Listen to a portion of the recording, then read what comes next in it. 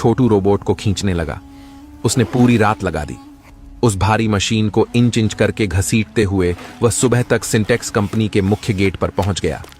वह कीचड़ से सना हुआ था, उसके कपड़े फटे थे, लेकिन उसकी आंखों में एक अजीब सी आग थी। सुबह के 8 बज रहे थे। कंपनी के गार्ड्स ने देखा कि एक गंदा सा भिखारी बच्चा उनके करोड़ों के अब कचरा बन चुके रोबोट को गेट पर खड़ा करके हाँफ रहा है। गार्ड्स उसे भगाने के लिए डंडे लेकर दौड़े।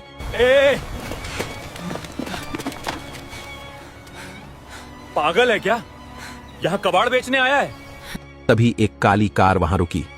शीशा नीचे हुआ। अंदर आर्यन खन्ना बैठे थे। उनकी आंखें लाल थीं और चेहरा उतरा हुआ था। छोटू ने गार्ड्स को धक्का दिया और चिल्लाया, साहब, ये कबाड़ नहीं है, ये जिंदा है। बस इसे सांस लेने में दिक्कत हो रही है। मुझे औजार दो, मैं इसे चलाकर दिखाऊंगा। आर्यन ने उस बच्चे को देखा। आर्यन खन्ना ने कार का दरवाजा खोला और बाहर निकले। उनके महंगे जूतों पर कीचड़ के छींटे पड़े, लेकिन उनका ध्यान उस बच्चे पर था। क्या कहा तुमने? क्या कहा तूने? आर्यन की आवाज भारी और सख्त थी। छोटू, जो ठंड से कांप रहा था, सीधा खड़ा हुआ। उसकी आंखों में डर नहीं, विश्वास था। साहब, आपके इंजीनियरों ने इसे दिमाग से बनाया है, दिल से नहीं। इसमें एक संतुलन की कमी है जो मैं ठीक कर सकता हूं। बस मुझे एक मौका और कुछ औजार चाहिए। पीछे से कंपनी के मुख्य इंजीनियर मिस्टर वर्मा और उनकी टीम भी आ गई। उन्होंने छोटू को देखा और जोर से हंस पड़े। मिस्टर खन्ना, वर्मा ने व्यंग्य से कहा, अब हम इस सड़क छाप भिखारी की बात सुनेंगे। हमने MIT और IIT से डिग्रियां ली हैं, सालों रिसर्च की है। जो मशीन हम ठीक नहीं कर पाए, वो यह अनपढ़ कचरा बीनने वाला ठीक करेगा? यह मजाक है। दूसरे इंजीनियर ने भी ताना मारा, अरे, इसे लगता होगा कि यह कोई पुराना रेडियो है जिसे ठोक पीट कर चला देगा। सिक्योरिटी, इसे बाहर फेंको। गार्ड्स आगे बढ़े, लेकिन आर्यन ने हाथ उठाकर उन्हें रोक दिया। आर्यन के पास अब खोने के लिए कुछ नहीं था।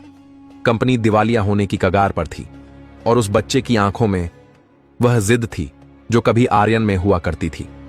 आर्यन ने कहा, अंदर आने दो इसे। लेकिन सर, वर्मा ने विरोध करना चाहा। मैंने कहा, इसे अंदर ले आओ और जो औजार ये मांगे इसे दे दो।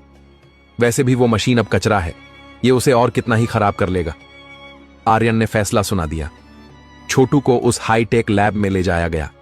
चारों तरफ सफेद रोशनी, कंप्यूटर स्क्रीन और AC की ठंडक थी। छोटू वहां एक काले धब्बे जैसा लग रहा था। इंजीनियर्स ने जानबूझकर उसे परेशान करने के लिए पुराने और भारी औजार दिए। वे कोने में खड़े होकर हंस रहे थे, अपने फोन पर वीडियो बना रहे थे ताकि सोशल मीडिया पर डाल सकें। सिंटेक्स का नया वैज्ञानिक, एक कूड़ा बीनने वाला। छोटू ने किसी की बात नहीं सुनी। उसने रोबोट के पास जाकर अपनी आंखें बंद की। उसने मशीन पर हाथ फेरा। वह उसके ढांचे को समझ रहा था। फिर उसने काम शुरू किया।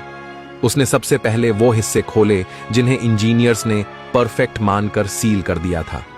उसने देखा कि रोबोट के जोड़ों में जो ग्रीस इस्तेमाल हुआ था वह बहुत गाढ़ा था, जो ठंड में जम रहा था। उसने उसे साफ किया और अपनी जेब से एक छोटी डिब्बी निकाली। उसमें एक खास तेल था जो उसने पुरानी गाड़ियों के कचरे से बनाया था।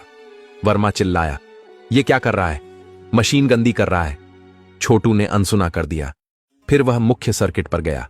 इंजीनियर्स ने लाखों कोड लिखे थे संतुलन बनाने के लिए, लेकिन छोटू ने देखा कि रोबोट का बायां पैर दाएं पैर से 2 मिलीमीटर छोटा था। एक मैन्युफैक्चरिंग गलती जिसे सॉफ्टवेयर पकड़ नहीं पाया था। उसने रोबोट के पैर के नीचे एक पुराना रबर का वॉशर फिट कर दिया जो उसने कूड़े से उठाया था। घंटे बीतते गए। सुबह से शाम हो गई। छोटू पसीने से लथपथ था। उसके हाथ तेल और ग्रीस से काले हो चुके थे। इंजीनियर्स अब बोर होकर जा चुके थे। सिर्फ आर्यन खन्ना और वर्मा वहां रुके थे। हो गया, छोटू ने धीरे से कहा। वर्मा हंसे। अच्छा? रबर और तेल लगाकर 500 करोड़ का रोबोट ठीक हो गया? चलो इसे ऑन करो और तमाशा खत्म करो।